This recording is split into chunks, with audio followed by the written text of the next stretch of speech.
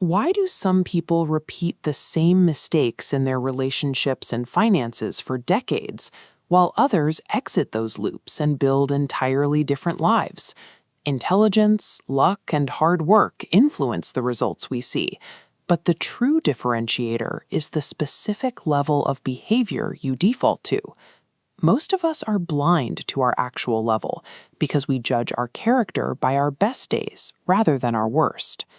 To find your true operating system, you have to look at the stress test. This is the baseline you immediately regress to when a crisis hits, when you are exhausted, or when money gets tight. This is the stress test protocol. When high pressure hits, an untrained mind defaults to one of three automated reaction paths. The first path is to freeze and hide. You stop making decisions and prioritize immediate survival. This is level 1. The second path is seeking out familiar, low-friction routines to soothe anxiety. The third is immediately checking others' opinions to gauge how you should react. Attempting to solve high-level stagnation or a lack of purpose using these survival-based tools is a category error. Because these responses were never designed to address complex problems, the underlying issue remains unaddressed. To understand why these levels persist, we have to look at behavior as an economic exchange. Every level is powered by a specific motivational engine, but it also demands a psychological tax. In this matrix, level 1, survival, is driven by an engine of raw threat avoidance. Choices are made to prevent loss. The tax here is stagnation. The system prioritizes the illusion of safety over the discomfort of progress. Level 2 is the comfort zone. The engine is routine and the avoidance of friction. There's no immediate pain, but no vitality either. The tax is hedonic adaptation. Your brain normalizes a stable reality until ambition fades. Boredom eventually drives people toward level 3, external validation. This level is highly active, but it rests on a hollow foundation. The level 3 engine is powered by other people's metrics. You hustle to satisfy a scoreboard you don't even own. This creates a fragile self-worth. The tax is your motivation collapses the moment the audience stops clapping. Levels 1, 2, and 3 are ultimately traps. They are reactive states where behavior is governed by external circumstances rather than internal design. Level 4, self-awareness, is the pivot point. You stop running from patterns and observe emotional triggers objectively.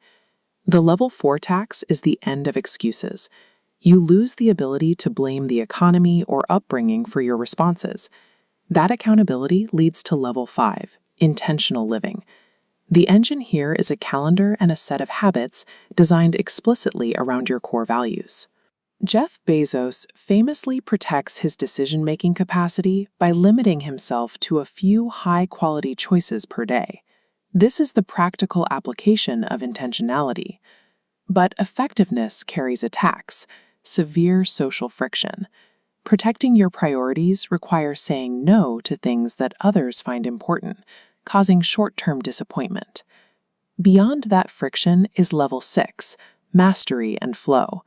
The engine is an obsession with the microprocess of a craft, operating where high skill meets high challenge.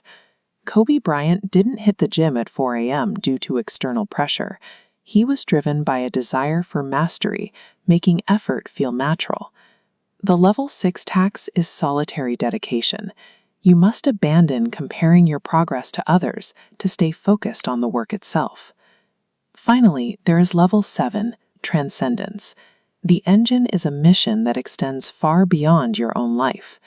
After 27 years in prison, Nelson Mandela chose forgiveness to unite a nation. His mission was larger than his personal desire for retribution. Fred Rogers spent decades focused on the worth of children. He ignored fame and algorithms to stay committed to a radical, daily impact. The tax for level 7 is total ego surrender.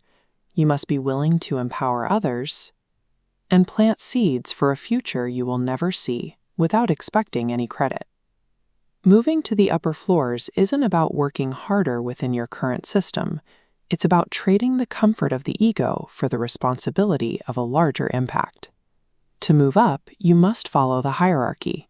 You cannot skip floors. You cannot jump from the comfort zone to mastery without passing through the mirror of self-awareness. Use the symptoms checklist on the left to identify your current baseline level. Then look at the matrix on the right for your specific next step. If you are defaulting to levels 1 or 2, your next step is to take one calculated risk this week. You have to intentionally choose discomfort to break the loop of stagnation.